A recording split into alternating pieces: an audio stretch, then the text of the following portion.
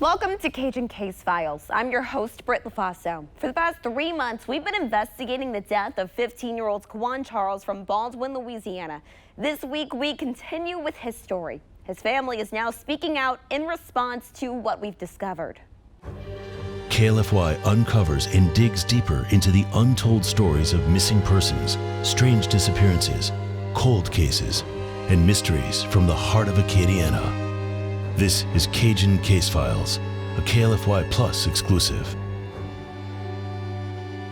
In part 2 of Quawan's story, I showed you this video. I got the video from doing a public records request with the Iberia Parish Sheriff's Office.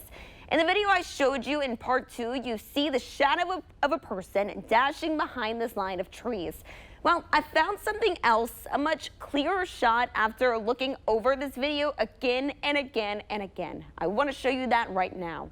At 4:09 p.m. on October 30th, you can clearly see a person walking behind the tree line. I missed this before because of issues I had exporting the video I'd gotten from IPSO on a DVD. But here it is. Then a second later, you see the person again continuing to walk along that path. This is what Sheriff Tommy Romero was talking about when he said they had video evidence showing Quawan Charles near the area alone where he died. To refresh your memory, I want to reread Sheriff Romero's statement. Sheriff released this statement on November 14th, 2020, about 2 weeks after they discovered Quawan's body. This was while they were still investigating Quawan's death as a homicide. The sheriff said, quote, "We have spoken with at least one eyewitness who reportedly saw Quawan Bobby Charles before his death in the area near where he was later found deceased. We've obtained and reviewed video evidence showing Quawan Bobby Charles near that area. Video evidence indicates no other individuals present with Quawan Bobby Charles or anyone else present for some time after or before he's seen on the recording." Now, when you take a look at this map, you can see where that person was spotted on video at 4:09 p.m. on October 30th, in relation to where Quawan's body was found around 6 o'clock in the evening on November 3rd. So this person seen on that video could very well be Quawan Charles. Quawan's family watched the 3 episodes I did on his case, and I showed them this new piece of video. Quawan's family says this video alone is not enough to prove anything to them. You cannot say with certainty that this person is Quawan. Quawan's cousin, Selena Charles, also told me they'd never seen this video before. She says they tried to see this video before back in 2020 while this investigation was still open. But Selena says IPSO investigators told them their equipment was not working. So Quawan's family never saw this video. No one had, besides investigators. In response to us obtaining it and releasing it, Quawan's family held a press conference on June 28th. Quawan's father, Kenneth Jacko, and Quawan's cousin, Selena Charles, stood together. Selena is also the founder of a nonprofit organization called Purpose for the People based out of Arkansas. Quawan's mother, Roxanne, also planned to be here, but she said ultimately it was just too painful for her. Here's what they had to say. I'm here today to speak about the video that was just released of Quawan Charles supposedly walking in a field that Sheriff Tommy Romero released. Well, on that particular video, it doesn't show Quawan Charles, and our family is just seeing that video for the first time since 2020. We have been asking and begging for that video since November of 2020, and it was just released a few days ago from KLFY, from Ms. Britt LaFaso, who had did an investigation on it. And it clearly shows to the family and it proves to the community that there have been misleading information from Sheriff Tommy Romero. So from our family, we're demanding for transparency and accountability. Right here, I have Quawan's father, Mr. Kenny. You want to spell your name? Jacko, J-A-C-K-O. And his mother could not be here today because of the hurtful information she got and just from it being so long of her not getting justice. Sheriff Tommy Romero lied to the public and to Quawan's family. The video footage he referenced for years does not show Quawan walking alone in the field where he was found. Why was the public misled? Where is the real footage? Why did it take outside media to reveal the truth? Coming up, Quawan's family says they plan to exhume Quawan's body. Quawan's cousin Selena says her family is now planning to exhume Quawan's body. She believes more than 4 years later that Quawan did not drown by accident or suicide like the forensic pathologist theorized. And she's hoping a third autopsy may give them more answers. I personally don't know if a third autopsy will do much. I do believe Quawan died by drowning, and I think a third autopsy will probably show that. I believe the question is, how did he drown? But with so few things left that Quawan's family can actually do, they feel like this is one of the only ways of getting answers. And maybe, just maybe, it will turn up something new. We also asked Quawan's family a question you've all been asking: what happened to Quawan's clothes? Where were they found? Next to his body, in the sugarcane fields, or somewhere else entirely? Their answer may surprise you. Here's Selena again. Our family has come to an agreement that we will work on getting Quawan's body exhumed to get a third autopsy, given the fact that prior to this event that occurred, the attorney that was representing my family, Attorney Ronald Haley, license has been suspended.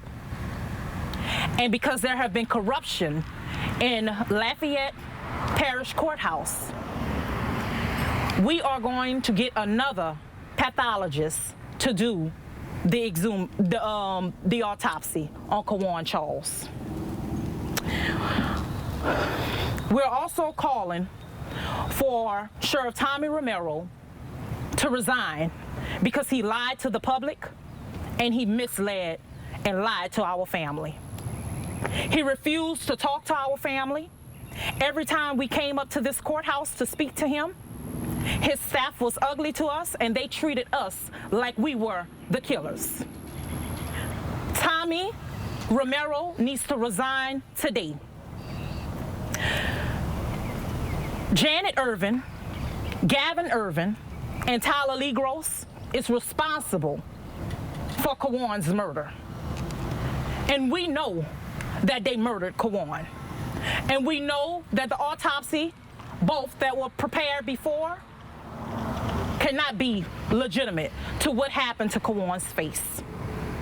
So today we demand justice for Quawan, and we will fight until we get it. The time now is for justice. We're done. We're done with fighting, we're done with begging, and we're done with waiting. We want justice for Quawan. And it's time for the murderers to be picked up. So again, we are going for Quawan to be exhumed and another autopsy to be done on Quawan.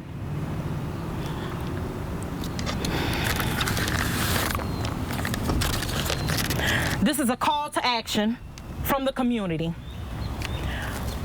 From the Charles family, we're praying and asking. And from the Jackal family, we're praying and asking that you all rally behind us and stand with us as we fight to get justice for Quawan. We're praying that you stand with us and that you open your mouth and be a voice for Quawan and for the community in New Iberia, Louisiana.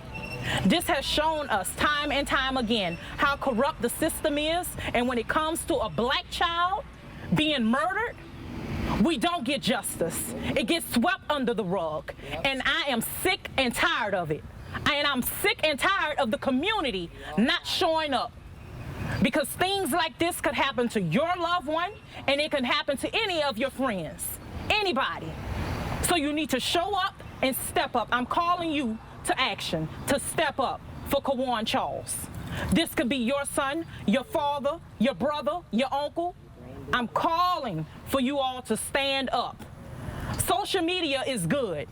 Tagging and sharing is good, but what's important is boots on the ground. I drove 7 hours away and I'm pissed off because there should be more people out here standing with this family. Don't get me wrong, I appreciate everybody that's out here, but this is happening too often throughout the community, and everybody's seen that video that was released from KLFY, and it shows nothing to prove that that was Quawan. I would like to know, how do Tommy Romero say that that was Quawan walking? What evidence he has? I want to know, where's Quawan in that video? I did not see Quawan. He misled the family. I want an answer from Tommy Romero. I want him to speak up and speak the truth, because at this point right now, he have lost his credibility, and it has shown all across the internet. So we want justice. That's what we want. You got anything you want to say? No mission. Yep. I have a couple questions. Go ahead. Okay. What did the sheriff's office tell you when you requested that video initially 4 years ago? They said that something was wrong with their equipment. That's what they continued to tell my auntie. Something was wrong with the equipment and they couldn't get the equipment to work. So we never got a chance to see the video. Every time my auntie asked to see the video, they said something was wrong with the video. Something was wrong with the equipment. When you say your aunt, you mean Roxanne? Roxanne Nelson, yes. A lot of questions we've been getting is, where were Quawan's clothes? Is that an answer you guys have? Honestly, I don't know what happened to Quawan clothes, because they were never given to my auntie. The only thing that was given to my auntie was the sweater that Quawan had on his back. And from my understanding, Quawan went to the doctor that day and all he had on was that sweater. And they took that sweater from him. So they never told you guys, we found his clothes in the sugarcane field? They never told the family or the community that they found anything. They never told the family or the community that they actually found Quawan in the field. You know, they didn't let the community know that they found a dead child naked in the field in Lorville. I had to come from miles away from Texas to speak up and call a press conference for them to, for everybody to find out that there was a dead child found. And from that point, Tommy Romero knew he was covering up a death. He knew it, because we haven't had transparency since then. So everything that was put out in the media, you know, years ago when Quawan died, that's pretty much all you guys know. The only thing, the things that was put out in the media came from Janet Irvin, Tyler Lee Gross, and Gavin Irvin. The two other accomplices, they ran from the private investigator that I hired. They ran from him to where he could not question them. And I'm really upset and I'm disturbed by this whole situation, because I fought hard for Quawan and I'm still fighting for him. And I hate that my auntie isn't here. I understand that that's her son, but I'm fighting harder. I feel like I'm fighting harder, and I believe it's my purpose to do so, and that's why I'm here. But I feel like it's no reason that I should be here and not none of his siblings or his mother whenever we're fighting for justice. What would you say directly to Sheriff Tommy Romero? That he needs to resign, because he lied to the community and he lied to my family. Where is Quawan in the video? Ask him to release that to you guys so we can see that video. Because the video that he put out, that you, Miss Britt, put out, it's not in there. Quawan isn't in there. I don't see Quawan in that video. I'm angry. I'm fired up. I was supposed to be in Jamaica today. I lost a lot of money. I'm here today. When it comes to purpose, I'm standing boots on ground on purpose. And that's why I'm here. Is there any way Sheriff Tommy Romero could make this right with you? He has to show us a video of Quawan walking in that field, because he lied to us. He has to show us a video, and he has to come and make a public announcement. He has to let us know where's the video, because this video that you guys put out, it doesn't show anything. I mean, it's no clarity in that video to prove that that was Quawan Charles walking. And then on top of that, the video that was released by Miss Jeffers that states that Quawan, the car that her son got into smelled like bleach. I can play the video if y'all want me to.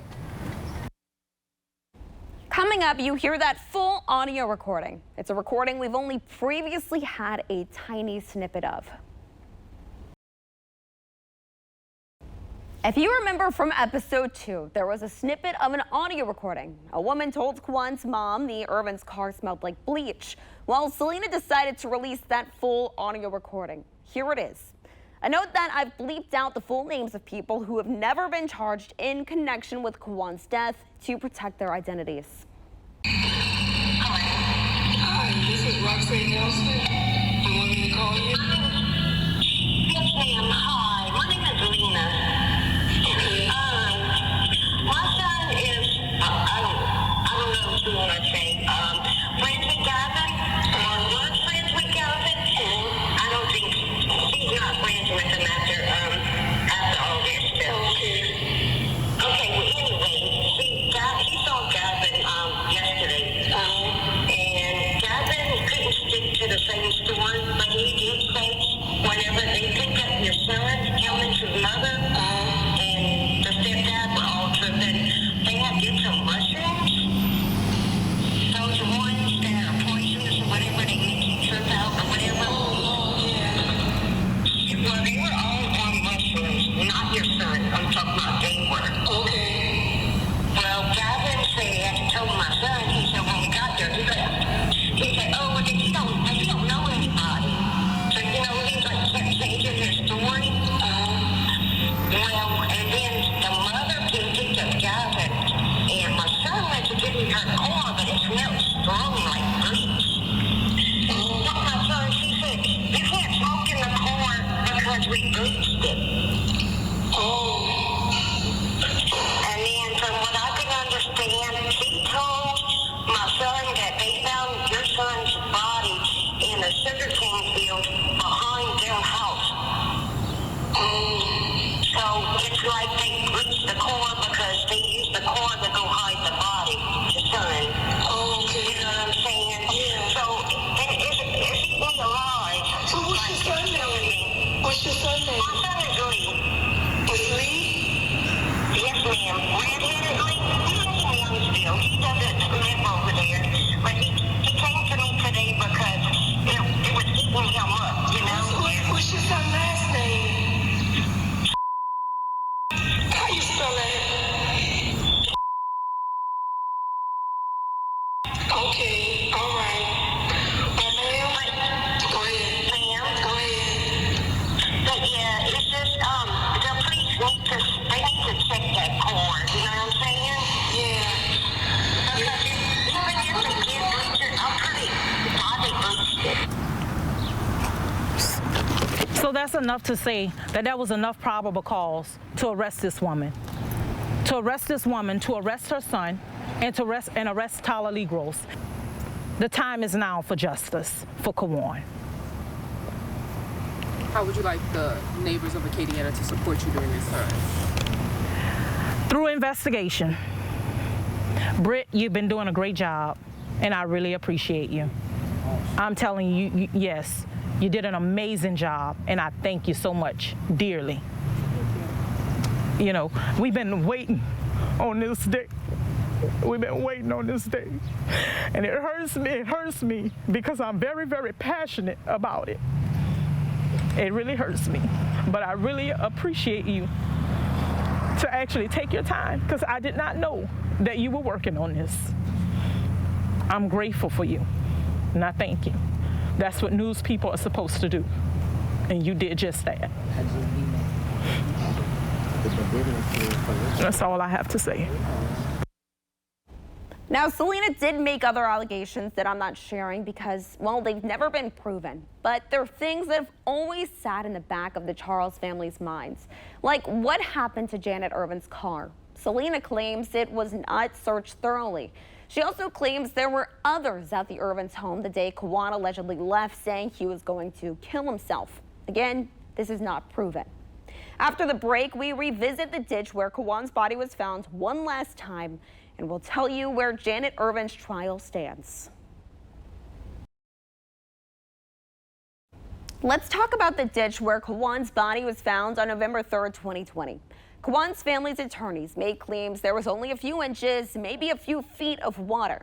When I went out there a few days after Quawan's body was found and just a few weeks ago while looking into Quawan's case again, there was only a few inches of water in that ditch.